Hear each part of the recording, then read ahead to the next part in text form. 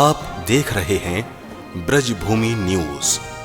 ब्रज की सांस्कृतिक विरासत के दर्शन का माध्यम ब्रजभूमि न्यूज।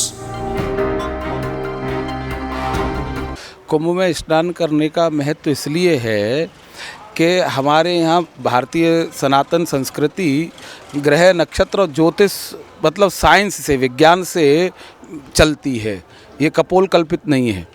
जब ग्रहों का एक क्रम सकारात्मक रुख में जब आता है और उस समय उसको हमारे यहाँ पूर्ण काल बोला जाता है, उस पूर्ण काल में जो जलाशय होते हैं, जो नदियाँ होती हैं, उनके अंदर एक सकारात्मक ऊर्जा और एक अमृतत्व व्याप्त हो जाता है।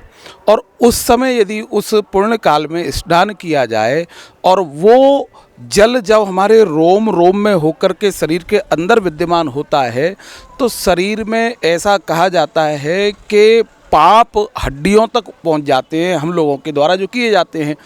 तो उन पापों का शमन वैसे तप करके किया जाए जो तप शास्त्रों में बताया गया है। उस तप की जो विधि है वो बहुत बड़ी है और बहुत विस्तृत है। उसको करने के लिए समय चाहिए और आज के समय में लोगों के पास सबसे बड़ा अभाव समय का है। तो फिर कैसे उससे हम मुक्त होंगे?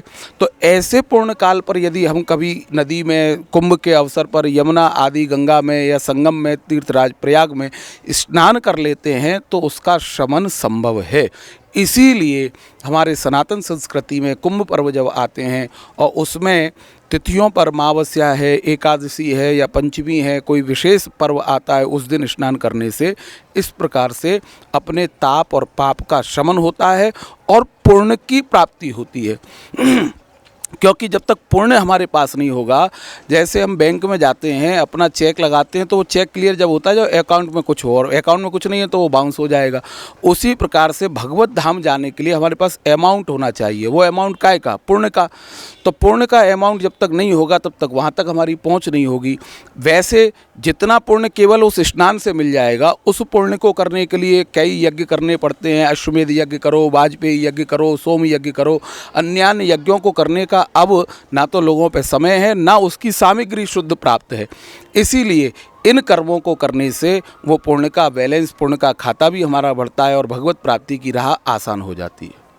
अच्छा, ये वृंदावन कुंभ जो है, जो 12 वर्ष बाद लगता है जी, तो इसकी कोई एक विशेष बात आप बताइएगा जिसके कारण यहाँ जो है कुंभ लगता है, क्योंकि बहुत बाकी तो कहानियाँ किससे जो है नहीं, इसके यहाँ कुंभ लगने का एक कारण तो यह है कि जैसे अन्य 4 स्थानों पर तो अमृत कलश की बूंद गिरी थी और वृंदावन में उस अमृत कलश को लेकर के श्री गरुड़ जी महाराज ने विश्राम किया था, बैठे थे।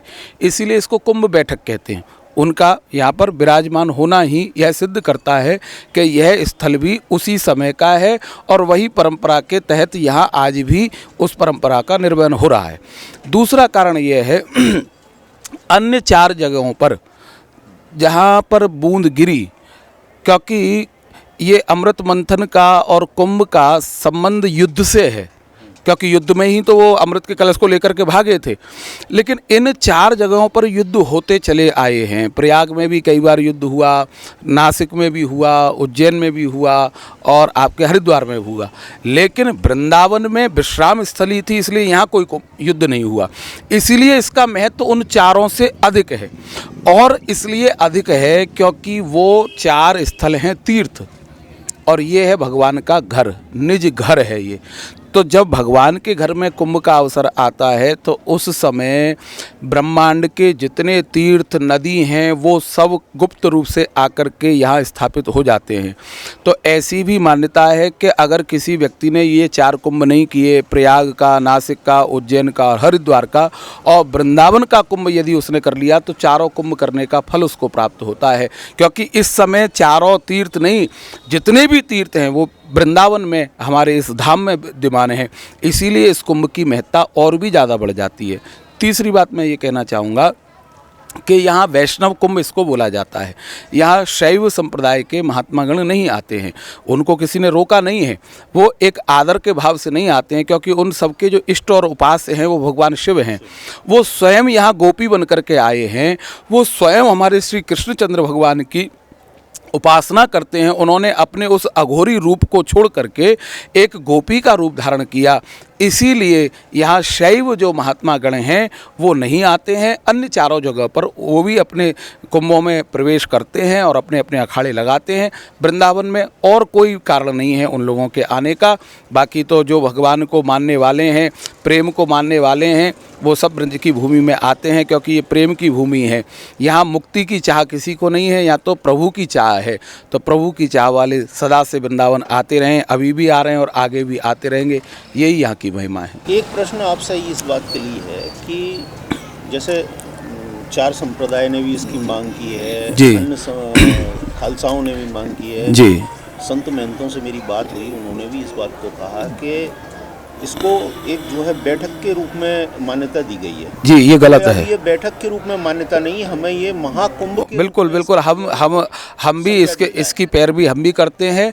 और इसको मैं तो ये कहता हूँ कुंभों का राजा घोषित करना चाहिए, क्योंकि ये अन्य 4 कुंभों से बड़ा इसलिए है। शास्त्र जो जानते हैं और मानते हैं तो उनको ये बात स्वीकार करनी पड़ेगी, क्योंकि भगवान का ये घर है और भगवान के घर में समस्त देवता, समस्त तीर्थ विराजमान होते हैं। इसीलिए इस कुंभ की महिमा सभी कुंभों से सर्वोपरि है, सर्वश्रेष्ठ है। इस कुंभ की मान्यता सबसे बड़ी और कुंभों का राजा घोषित करके ही करनी चाहिए, महाकुंभ। और इसको जो पूर्व कुंभ, बैठक आदि जो शब्दों को तोड़ मरोड़ करके उसको ऐसा भ्रमित कर दिया गया है, ये बिल्कुल गलत हुआ है। मैं इसकी बहुत भर्त्सना करता हूँ और सभी अखाड़ों से, सरकार से, शासन से निवेदन करता हूं कि इस पर विचार ही नहीं, इसको पूरी दृढ़ता के साथ परिवर्तित करके महाकुंभ घोषित किया जाए।